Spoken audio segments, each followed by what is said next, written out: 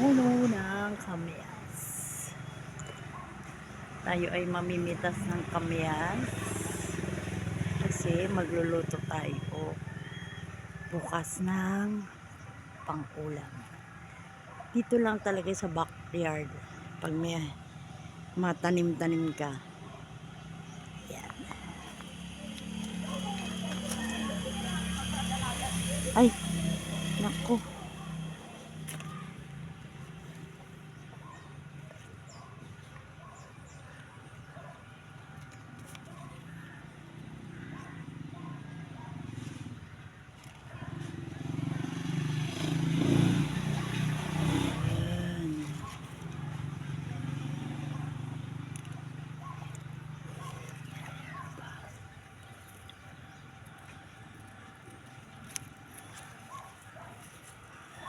Ayan. And then,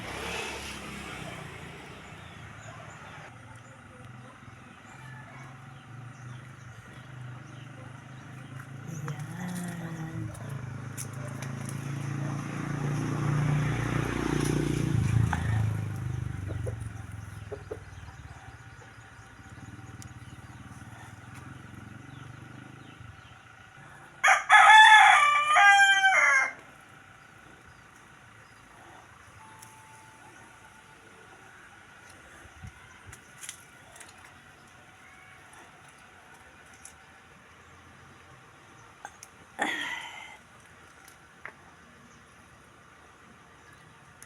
Ayan.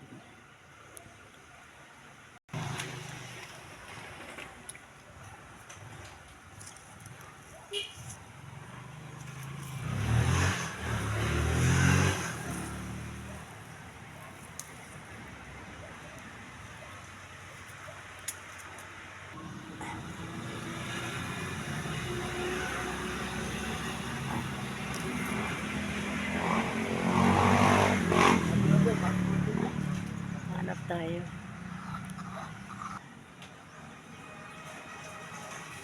Puno ng kamyas. Nakita ko lang siya, kaya ako ay nakaisip na ng pang-ulam bukas. Ayan. Pwede na ako magpaksiw ng tilapia na may kamyas. Ayan.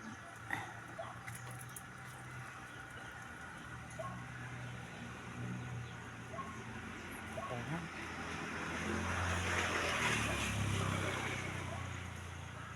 Maraming kamatis, sibuyas, sili at kamyas. Tapos kahit anong klaseng isda ay pwede. Pwedeng pang paasim. Pero nanin natin yan.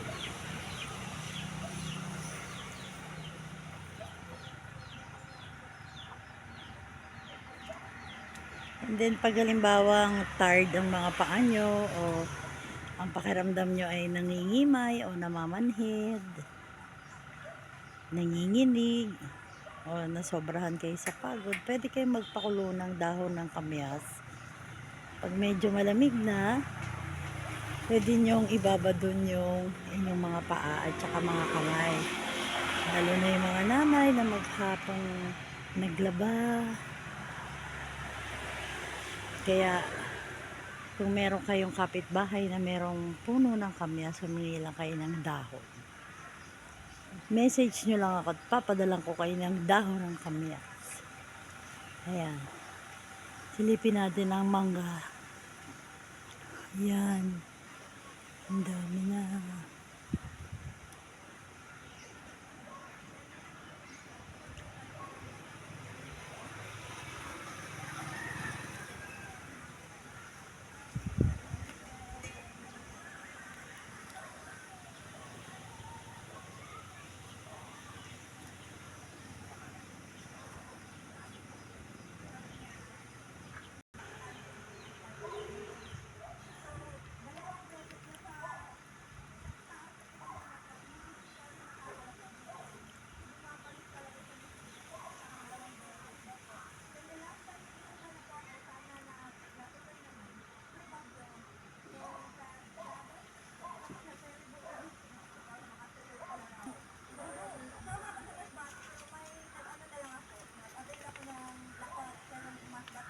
Dami na siyang bunga.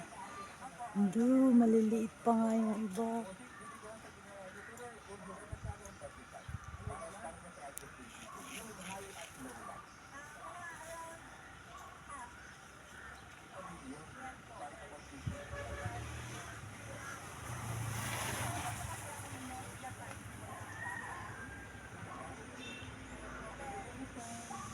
Ang dami na talaga.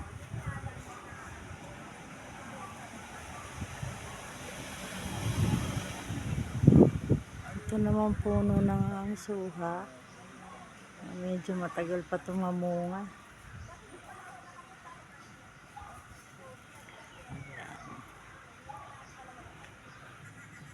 Ito naman dahon ng guyabano. Diyan lang ako kumukuha ng inilalaga ko kasama ng bayabas. Ayan naman yung dahon ng malunggay. Ayan guys, dahon ng malunggay. Ilaga-laga lang natin. Ayan.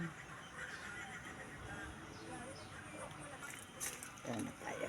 Pag ikaw naman ay napilayan, na-sprain o natipilok, ito naman ang iyong dahon. Dahon. Ano bang tawag dito sa dahon na to? Basta yun yung hinihingi nila dito pag napipilayan. Ito naman yung luyang dilaw. Ito yung puno niya.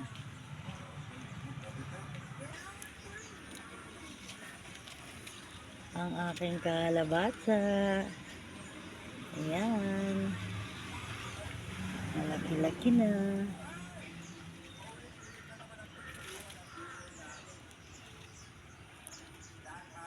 Ayan. Yan ang luyang dilaw. Luyang dilaw. Turmeric. Ayan. That's all guys. Yan na po ang ating nakuhang kamyas. Ang lalaki niya. Sarap yan. Sa asin. Yan.